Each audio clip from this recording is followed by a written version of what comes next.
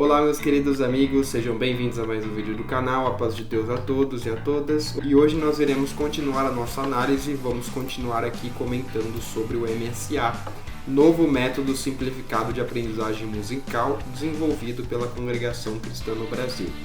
No primeiro vídeo nós analisamos já a fase 1 e a fase 2. Aqui nós temos então um vídeo comentando sobre, está postado no canal. Você que perdeu, é importante você assistir esse vídeo que eu comento sobre a parte 1 e a parte 2 do MSA.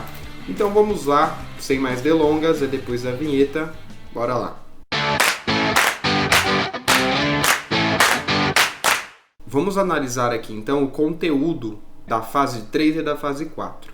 Bom, a fase 3 é em decagrama, lembrando que em decagrama é um conteúdo que existia no MTS, porém era bem mais para frente, né? Ainda na fase 3 ele vai trabalhar um pouco com leitura rítmica, leitura métrica e solfejo. Isso é uma das coisas que eles falaram que eles iriam cobrar bastante no MSA, né? Exercícios, movimentação de condução para o solfejo, movimentação de solfejo em 4 e o metrônomo.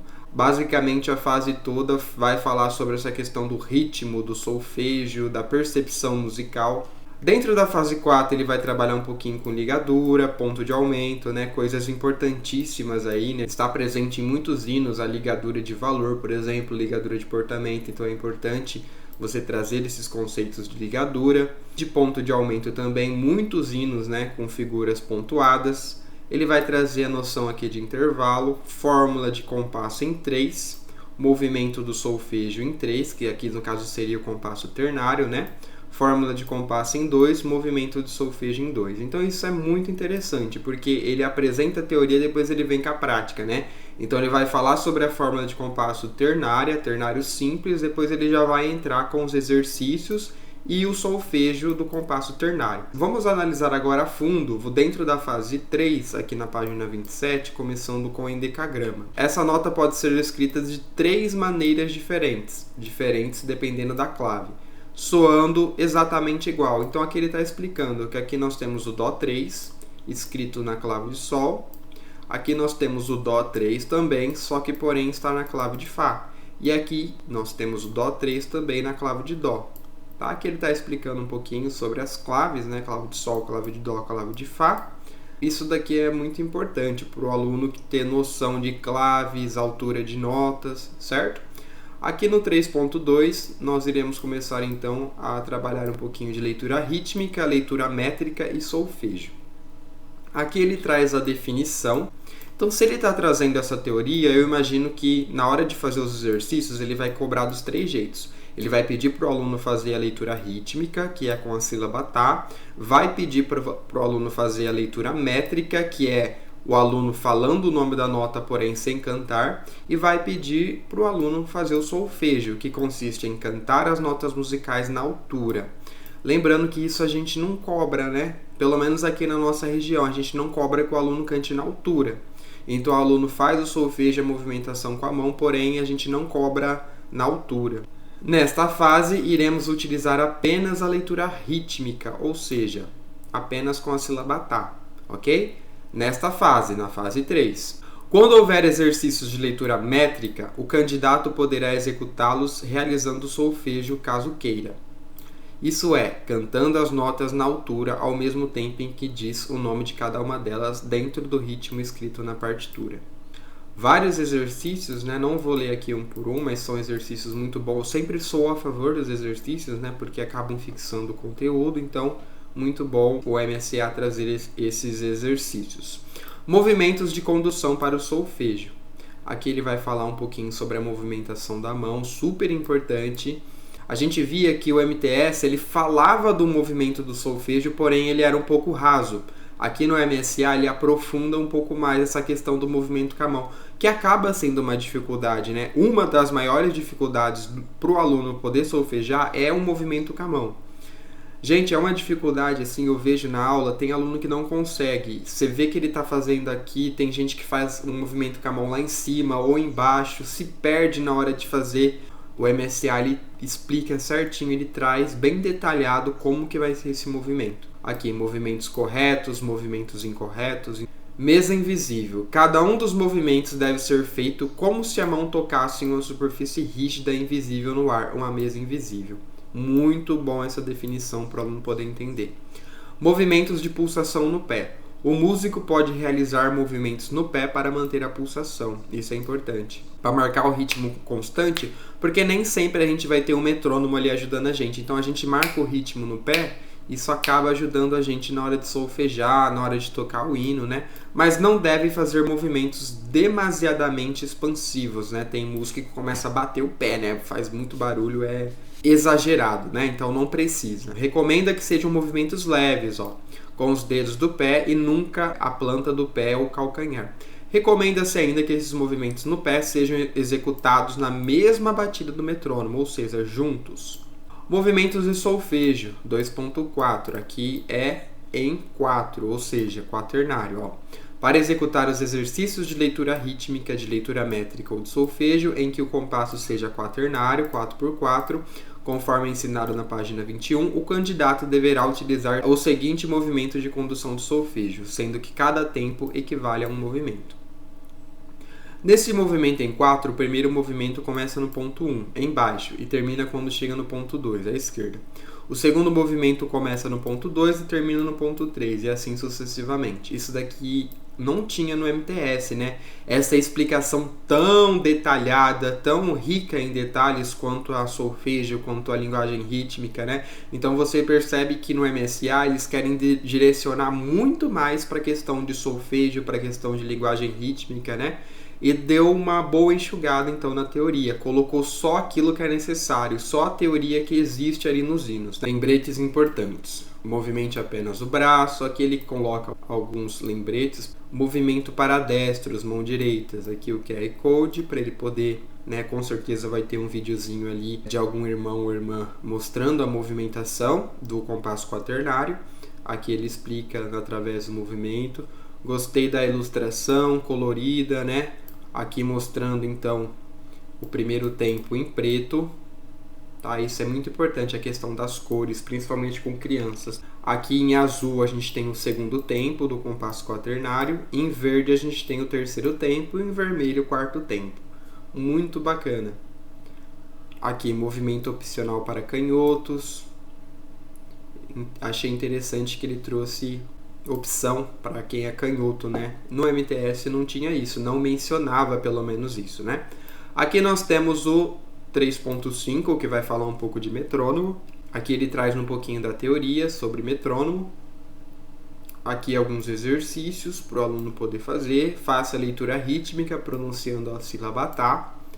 Nesse caso aqui desse exercício, a gente tem a leitura rítmica, não a métrica. Aqui é só com a sílaba tá. Então precisa estar bem clara a diferença. Leitura rítmica é usando a sílaba tá. Leitura métrica é falando o nome da nota. Metrônomo, 60 batidas por minuto. No MTS era tati. A gente mudava a sílaba, né? Aqui no MSA ele não muda, é só tá. Tá, tá, tá, tá, tá, tá, tá. Pausa. Tá, pausa. Tá, pausa. Tá, tá, tá, tá, tá, tá, tá. Então, tudo utilizando a mesma sílaba. Facilitou bastante, né, gente? Tudo utilizando a sílaba tá. A fase 4, então, aqui ele traz um pouquinho sobre a ligadura. Ligadura, trazendo a definição. Ligadura de valor. Aparece bastante em hinos, né? Então, é importante ele já trazer essa teoria. Aqui ele já traz a teoria de ligadura de portamento. Definição. Exemplos de ligadura no inário. Ligaduras aqui no caso de valor, no soprano. Aqui embaixo nós temos ligadura de portamento. A ligadura de fraseado ele não trouxe. Lembra que no MTS tinha a definição de ligadura de fraseado? Era ligadura de valor, de portamento e de fraseado. Como a ligadura de fraseado não aparece nos hinos e esse método é um método mais enxuto, focado no inário, então ele não colocou ali de fraseado, porque nos hinos não tem ligadura de fraseado, ok? Então, realmente, não precisa pôr ligadura de fraseado, já que você está estudando para tocar hinos na igreja e nos hinos não tem ligadura de fraseado, então realmente não tem o porquê você colocar a teoria de ligadura de fraseado se não vai executar. Nada impede de você querer se especializar, se aperfeiçoar, fazer um curso, aí faz uma coisa mais completa, né? Aqui a proposta é simplificar, tanto que o nome do método é Método Simplificado de Aprendizagem Musical. Então ele não traz a definição de ligadura de fraseado aqui nesse caso. Okay? Aqui no caso de ponto de aumento, ele traz até ponto duplo. Ele não coloca o ponto triplo. No MTS trazia definição de triplo ponto de aumento. Aqui não tem. Porque, mais uma vez, esse método é aplicado ao inário, para se tocar hinos. Aprende-se para se tocar hinos na igreja. Como não tem hino com triplo ponto de aumento, não faz sentido você trazer essa teoria aqui nesse método. Aqui ele traz os exemplos, duplo ponto de aumento no hino 288. Aqui no 4.3 ele começa a falar um pouquinho de intervalo. Intervalo de segunda, terça, quarta, quinta, sexta, sétima, oitava, nona. Aqui no MTS era mais completo, trazia algumas coisas de intervalo diminuto, aumentado, algumas noções aí para acordes. Aqui ele já simplifica, porque o inário, para tocar hinos, você não precisa saber aquela teoria sobre intervalos, ok? Fórmulas de compasso em 3, aqui ele já vai trazer a definição do compasso ternário, 3x4 e 3x2, que é o que tem no inário. Me corrijam se eu estiver errado, eu não lembro de hinos em 3x2. Existe hino em 3x2, gente? Eu não lembro, tá? Se tem hino com essa fórmula de compasso. 3x4 eu sei que tem, mas 3x2 eu não lembro. Adiciona a clave do seu instrumento e classifica os intervalos. Ele sempre coloca clave do seu instrumento. Por quê? Tem aluno que está aprendendo violino e está aprendendo na clave de sol. Tem aluno que está aprendendo tuba, mas está aprendendo na clave de fá. Então ele deixa livre aqui para o aluno poder colocar qual a clave do seu instrumento. 4.5, ainda dentro da fase 4. Aqui ele vai explicar um pouquinho sobre o movimento do solfejo, ternário. Mesma coisa que ele fez para explicar o quaternário. Aqui ele colocou um QR Code. Aqui a movimentação, né, da mão para o compasso ternário. Bem interessante. E aqui para o aluno poder fazer a linguagem rítmica. Informação importante. A partir desse ponto, todas as vezes que o candidato encontrar exercícios de solfejo de notas, ele deverá desenhar no início de cada pentagrama a clave utilizada no método do seu instrumento, que pode ser a clave de sol, dó ou de fá. Aqui ele não coloca a clave, tá vendo? Então é para o aluno poder pôr a clave e solfejar na sua clave. Caso o candidato ainda não tenha decidido por um instrumento, poderá utilizar a clave de sol. Se já decidiu pelo instrumento, mas ainda não adquiriu, o candidato poderá utilizar desde já a clave do método do seu instrumento. Então, por exemplo, quero tocar tuba, mas não comprei tuba ainda. Você quer tocar tuba? Então você vai tocar na clave de fá, vai solfejar na clave de fá, ok?